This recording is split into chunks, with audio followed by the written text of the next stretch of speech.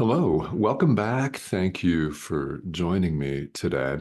We're going to have a very interesting discussion, and I hope that you find quite a bit that's not only of interest to you today, but also material you can immediately put into practice. Oh, yeah, because spirituality is all about practical application in our daily lives. And as we learn, specifically here with A Course in Miracles, but this applies to every spiritual tradition, it really is all about experience. And our experience in applying the ideas that we learn demonstrates to us. Our experience demonstrates that the ideas are true. It shows us experientially, powerfully, viscerally, if you want to put it that way.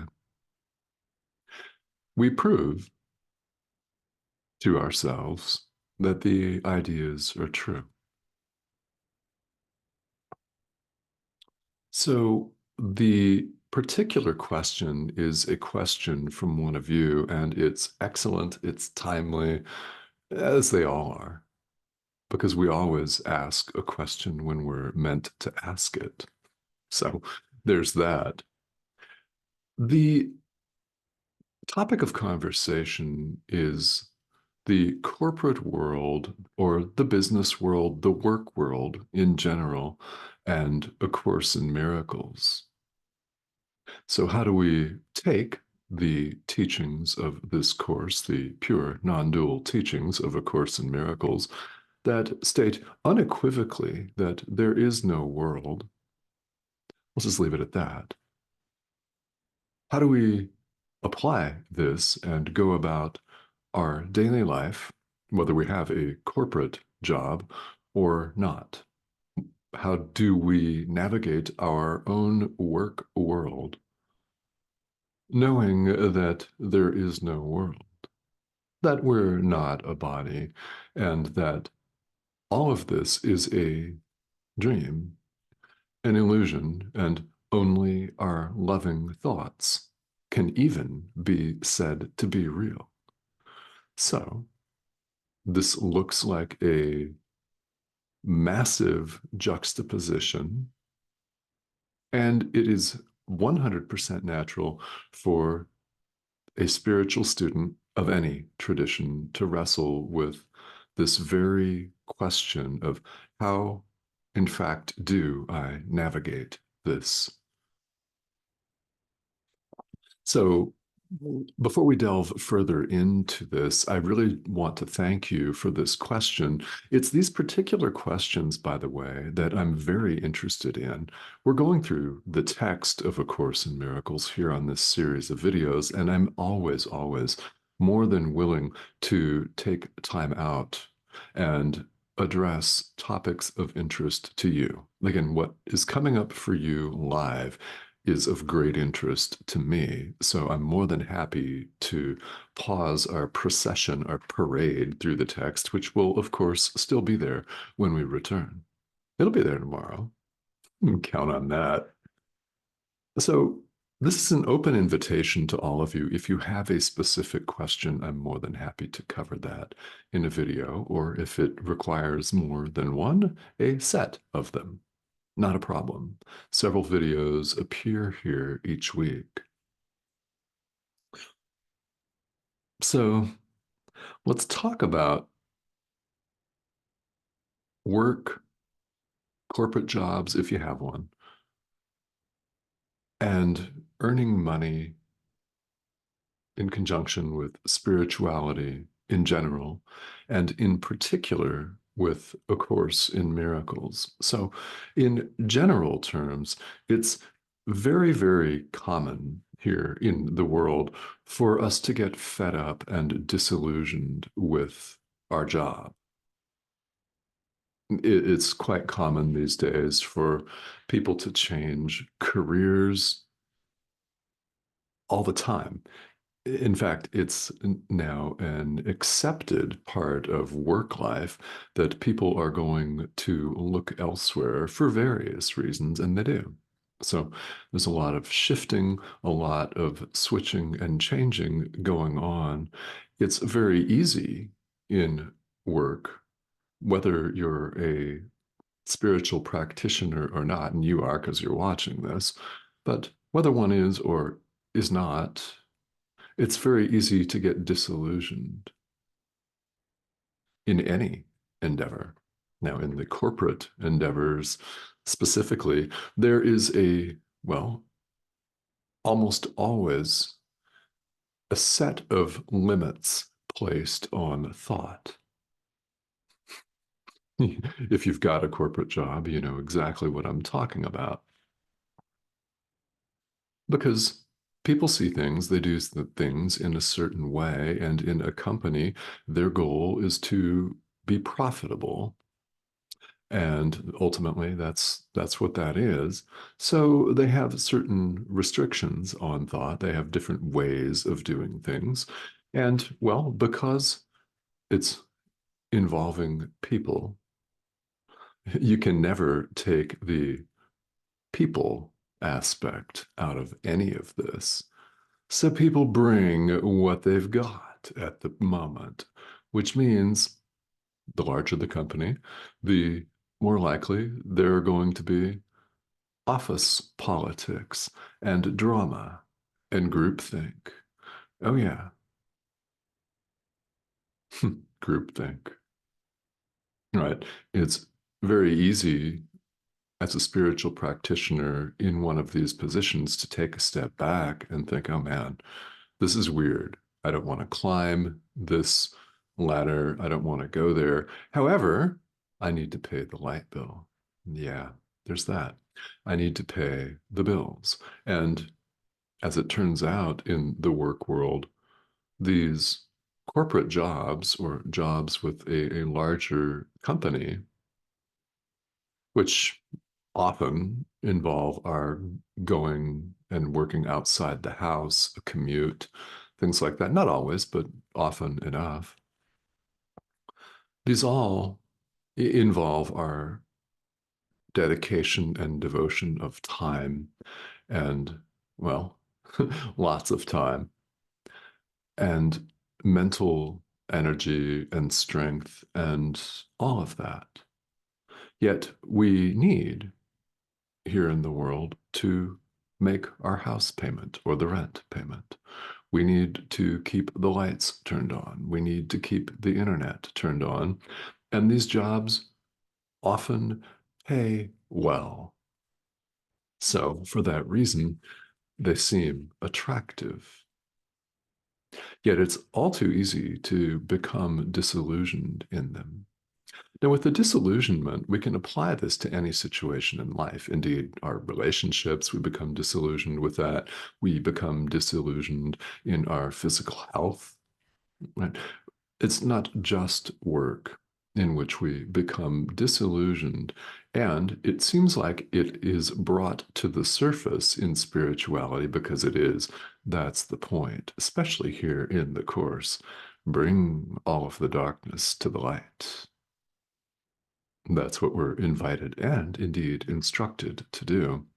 So, yeah, it comes up here a lot, doesn't it?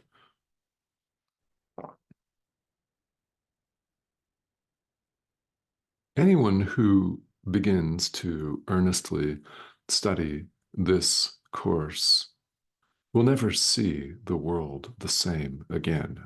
There is no world, remember. But while we appear to be here, it really does alter things. It changes things when you begin to perceive the emptiness of the dream, the nothingness of it. So, this is where a lot of spiritual students in every tradition run into what looks like a dilemma because money is an illusion. I mean, it is. What is it actually? An idea, right? It's nothing. We made it up. That's pretty clear when we look at the world. We made it up. We made up monetary systems. We made up currencies. And we made up these international valuations where one currency appears to be more valuable than another. A separation, multiple separations. And here in this giant chaotic mess that we've made, not all of us are fortunate enough to be independently wealthy, so we must work. I know what that's like. I'm in that situation myself, which brings us to a very, very important point. Money does not have to be something horrible. It is like the physical body, like the world itself, like nation states, like currency systems, like all of this, an illusion. It is, in fact, nothing. So, while we appear to be here, we need it. So, I too am in the corporate world, and have had a corporate job for a company in the past, and then spent time on my own as an entrepreneur. And now I'm back in this arena, in the arena of insurance, of all things, which offers very well paying jobs. Now, it feeds the inner geek in me for sure. Yet it is important to keep the lights on, to keep the internet turned on. Else, how will I reach you without YouTube? Yeah. And you might answer, oh, well, on your mobile device. Well, yes, that's a bill that we have to pay as well. So that too. Yeah. So in truth here and in practice, it really doesn't make any difference what you do or don't do for work. And that makes no difference at all. Your work is a dream. Insurance is completely made up. It's a dream based on the possibility of loss. There is no loss of any kind. That is an illusion. Yet here in the world, we have a financial stake in things like our house, for example, our car, if you have a car. Yeah, we have a financial stake in things, and they may get damaged or totally destroyed because, well, things happen in the world. So, to safeguard ourselves against what may or may not happen, but statistically is likely to happen because, well, we've observed this. There's lots of bad drivers out there, for example. Accidents happen. So we transfer the risk of loss to an insurance company in exchange for a premium payment. We give them a premium payment and they promise to pay us for a covered loss should it occur. It's speculative, but business would not operate without it because, well, we wouldn't trust one another enough. And, well, people would be left on the hook. If a house burns down, then the company, the mortgage company that gave you the loan would be completely out their money if you didn't have the cash to repay them. And who does? Well, you might. Most of us don't, for example. So it doesn't make any difference what arena of work you're in. Here's what we're invited to do with everything. This is A Course in Miracles. Give it over to the Holy Spirit. Give your career over to the Holy Spirit for his purposes. That's what I do. Give every conversation that you have at work over to the Holy Spirit for his purposes. Give every phone call that you may have at work over to the Holy Spirit for his purposes. Give every meeting.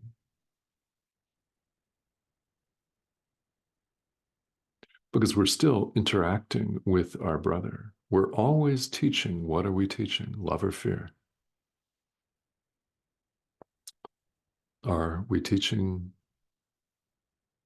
division or are we teaching union? Even in a corporate setting, it is 100% possible to give it all over to our inner teacher for his purposes, the purposes of healing the mind.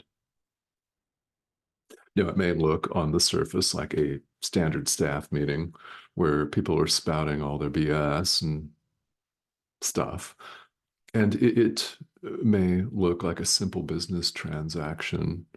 But if you give it over to the Holy Spirit, you can rest assured that the transaction or the meeting or whatever it is going to be the outcome is going to be in the highest, best interest of every single living thing throughout space and time. And whether that means somebody's going to buy something from you if you're in sales or not is not actually the point.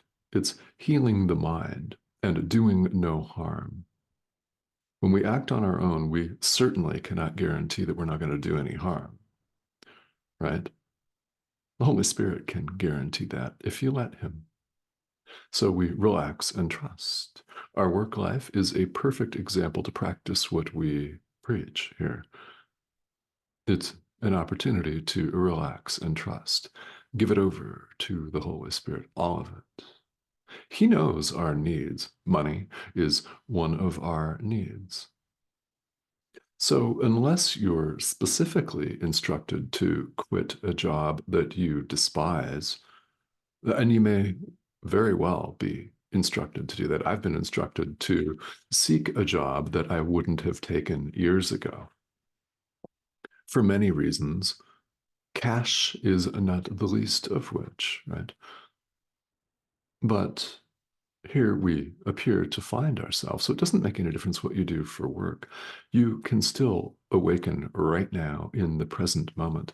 You do not have to live in Nepal or Bhutan or Tibet and take up robes, shave your head, and run off to be a monk.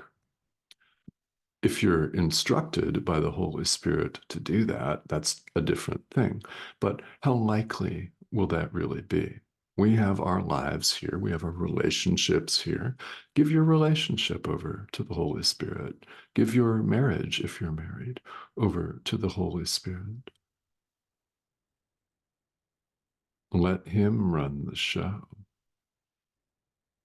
We'll be instructed to do what we need to do for work so that the money continues to come in. Because here in the world, we need it. And we do need it. It's not an evil thing.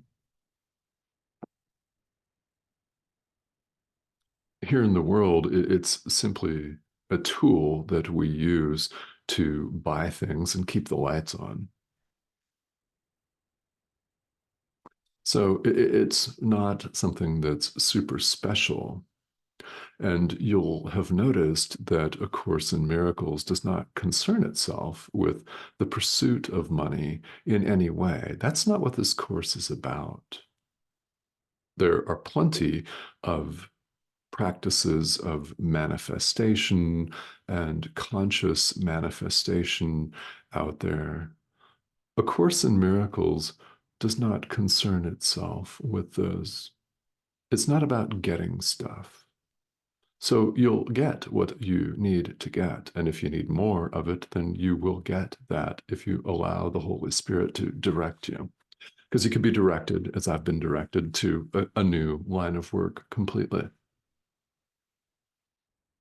And you'll know When you learn to relax and trust your inner teacher's guidance, you will know what the correct answer is if you ask and patiently await the answer and don't try to interrupt the answer. This is where we often go horribly astray. We get in our own way. Spirituality in general is about getting out of our own way. And this is, in fact, a perfect example of that. So stay in a job if you are called and directed to stay in the job. If you're directed to leave and seek something else, leave and seek something else. It's 100% possible to live what we here in the world would refer to as a normal life and be deeply spiritual and recognize the sheer nothingness and illusion of what you're doing for work. Yes, insurance is a dream. I mean, the very idea of it is a dream. Case in point, right? What matters is your true forgiveness of the Son of God. What matters is you, moment to moment, changing your mind. And what better way to do that than to give every single situation over to the Holy Spirit for his guidance and direction? That's the idea. And that is the practical application. And the more we need to hear that idea, the better, which is why it's so often repeated right here. So I hope that this has been of help to you. These questions are always welcome and they're always timely. So thank you for asking. I know that this has benefited a lot of people. And that's just the point, isn't it? We have this technology at our disposal here, and it's worldwide. So people are literally watching this and asking the questions from different parts of the world. This is an international community, which is beautiful because you could ask a question and positively impact the trajectory of somebody on the other side of the world whom you're highly unlikely ever to meet in person in this lifetime. It's just unlikely, yet you can have a major positive influence on them, a ripple effect, so to speak. So it's a beautiful thing. Thank you for the question. They're always welcome, as are questions about the course, the text, anything like that. And if you have not yet subscribed, I want to invite you to please do that. That's the prompt here in the corner of your screen. Click that arrow and subscribe and join us. Several videos appear each week. And again, there is always the opportunity for questions and answers because spirituality is a process of deep, deep self-inquiry. It's really, really important. So if you've got questions, please ask them, and I will talk to all of you very, very soon.